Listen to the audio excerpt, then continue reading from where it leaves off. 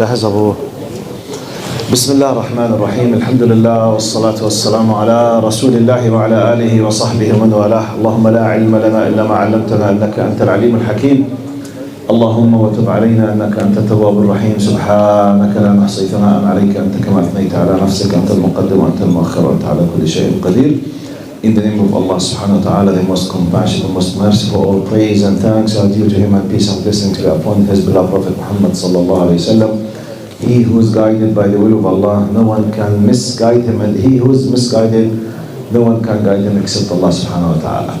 Today's khatara has to do with the relations between the husband and wife, which I believe maybe the majority who are listening to me, they are married. I'm assuming from the ages and the faces. Wallahu a'lam.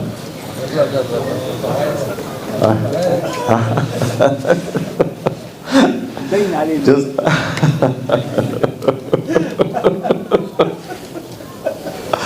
ربنا يجازيك. Short story. It was narrated in Sahih al-Bukhari and in other narrations, which maybe many of you know it, but it's a reminder for myself and for my respected brothers and sisters. Prophet Muhammad sallallahu alaihi wasallam was with Aisha radiallahu anha, Zainab radiallahu anha, one of his wives. She sent him type of food. So it was the day of Aisha. Zainab sent a plate of food to Prophet Muhammad sallallahu alaihi wasallam, while Prophet Muhammad sallallahu alaihi wasallam was with Aisha. So the young boy who brought the thing, we have more than a narration. One of the narration that Aisha, when she knew it's from Zainab, she took the plate and she threw it in the ground.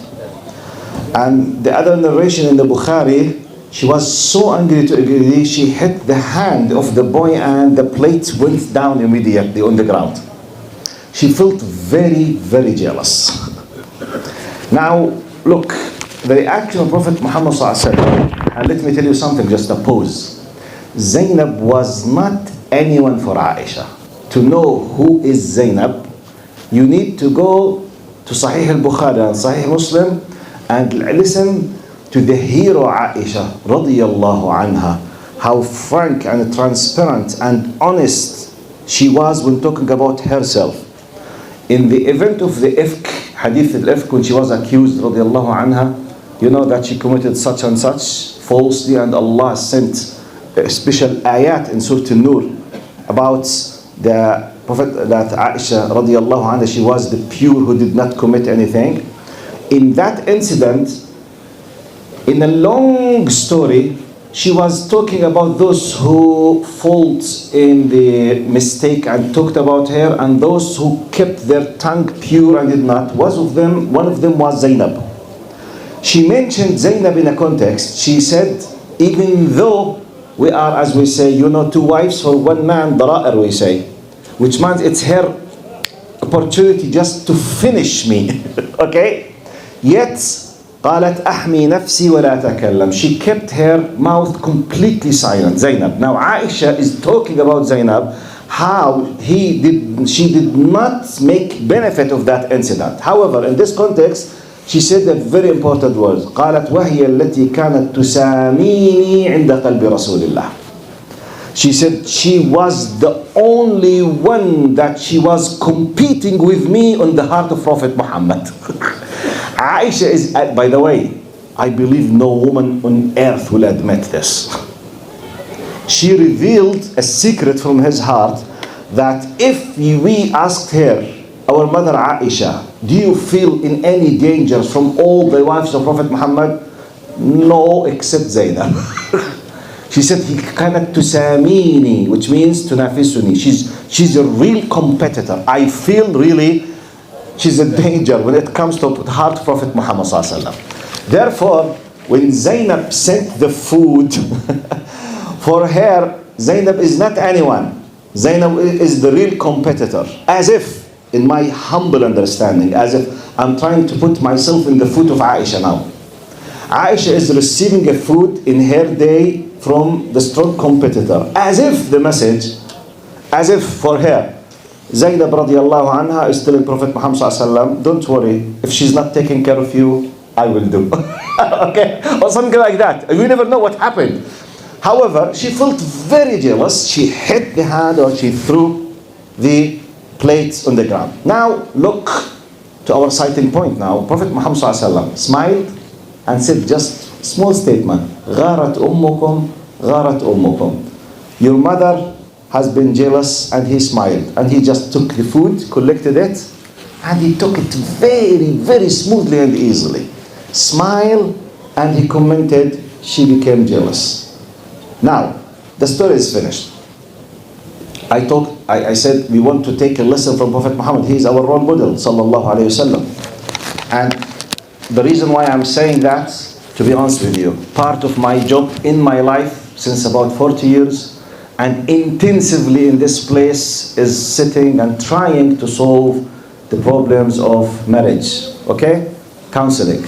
You can't imagine what kind of stories about physical violence I'm receiving at homes by the husbands against their wives for some certain things, and they hit physically. Okay? So why? He was angry.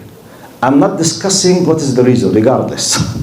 Prophet Muhammad ﷺ, 23 years, with 10 or more wives, with hundreds and thousands of incidents, which could make any one of us in the top level of anger. He never ever used his hand and hit the face of a child or a slave or a woman. Never.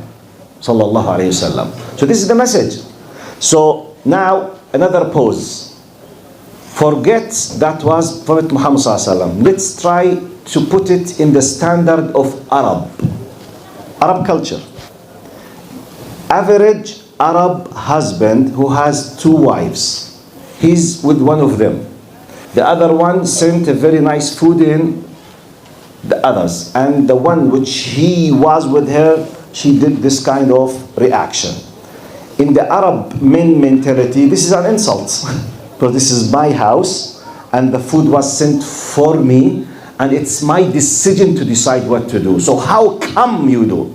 So the action could be angry, shouting, screaming, slapping, divorcing, kicking out, go to the house of your parents, let them discipline you. When they know how to discipline you, you come back. This could happen easily in the Arabic mentality.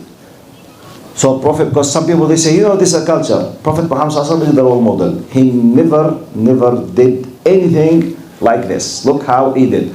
So what is the message? I know the story was between a man and a woman, and sallallahu alaihi wasallam and radiyallahu anha. However, this is applicable mutually by both of them. But I'm addressing men more because the problem of anger and what comes, the consequences of anger, is 95% a problem of men, not women.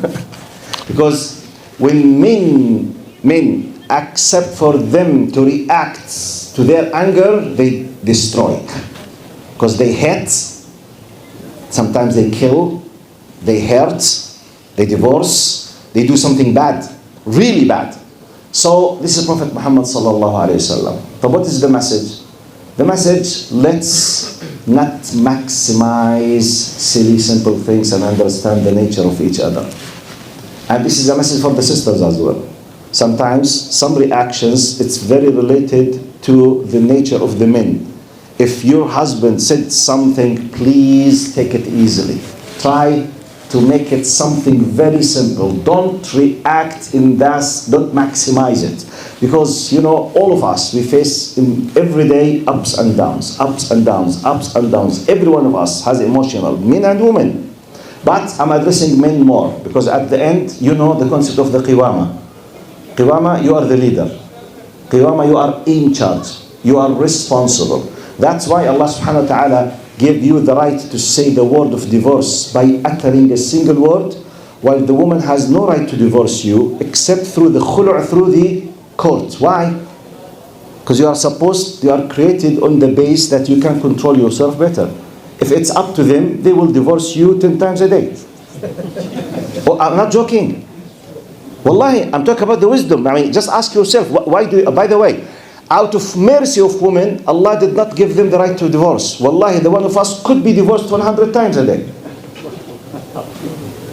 Which is, by the way, it's understandable. That's why there is no direct divorce from them. They go through the khulu' and the long journey in the court. For you, it's by a word. As if Allah is telling you, I created you on the base, you are in charge to be the patient. If you don't control it, as if you are not a man. Wallahi. It's like, you see, it's like when they elect someone to be the president. By default, he's in charge of a big responsibility. The president has no rights to play silly games in the streets. By the way, when we go back in terms of the responsibility and when someone is in charge, we have something called خوارم المروءة. By the way, wallahi, I can't translate it into English. Wallahi, there's no translation, خوارم المروءة, because the concept does not exist. Well, can anyone help me? What is خوارم المروءة in English? Arabs. Professional Arabs.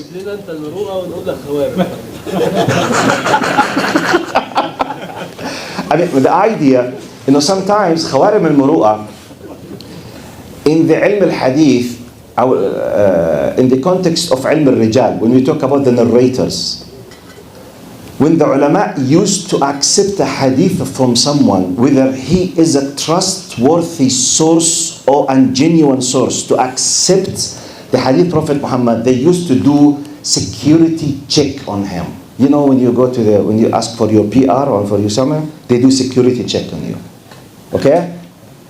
Now, our Islamic back then security check, part of it, whether this person is a liar or is an honest person, whether a trustworthy and not. Part of this chain, they call خوارم المروءة. خوارم المروءة, it's the things that in the culture, if it is done, people look at you down because you did something against the dignity of yourself. Such as, believe it or not, eating in the street while you are walking. According to that criteria, all of us, we have خوارم المروءة. That criteria, which means, if for example, he walks in the streets, for example, with dressing not suitable, okay, or doing something funny, or making, as an idiot, or making jokes loudly, or eating something, it's called خوارم المروءة, which means that, the things that destroys the purity and the credibility of your image. Okay? So when we come, I'm using this terminology to tell you, as if when Allah gave us the power of the decision of divorce and established this earth, as if we are created as men in a way that we have some certain things, it's خوارم المروءة for us. It kills your dignity. One of them, to be responsive easily to any type of something that makes you angry. Or otherwise, as if I and you, we don't deserve to have the qiwama. Which is not applicable in the women, by the way. Allah did not give them the qiwama, and Allah did not give them divorce. So let them express themselves freely. She's based on emotion. Even if she said, you are such and such and such and such, just 5 days a day, just love, honey, I wish if I have come to, okay, thank you, honey, do you like my friend? She forgot completely. So this is how, but by the way, wallahi, if you know what happens in the courts because of my job, how many families among us, they are about to lose their kids by different agencies because of these silly things. None of them did tolerate how to deal with them. They are losing their kids, losing the family, losing the harmony, losing the love, losing the peace of mind, losing the tranquility. The end result, wal'iyadu billah, I hope that I'm mistaken, some of their kids might be part of the ayah where I finish, which is قُوا أَنفُسَكُمْ وَأَهْلِيكُمْ نَارًا وَقُودُهَا النَّاسُ وَالْحِجَارَةُ. This could be applicable, which means Allah is reminding us to be careful not to let our kids and our families and ourselves from the fuel of the hellfire. One of the key points, to be patient, not to maximize any silly things at the home, as Prophet Muhammad ﷺ did with the incident of Safiya, Zainab and Aisha radiallahu anhum. Jazakumullahu khair. Assalamu alaikum wa rahmatullahi wa barakatuh.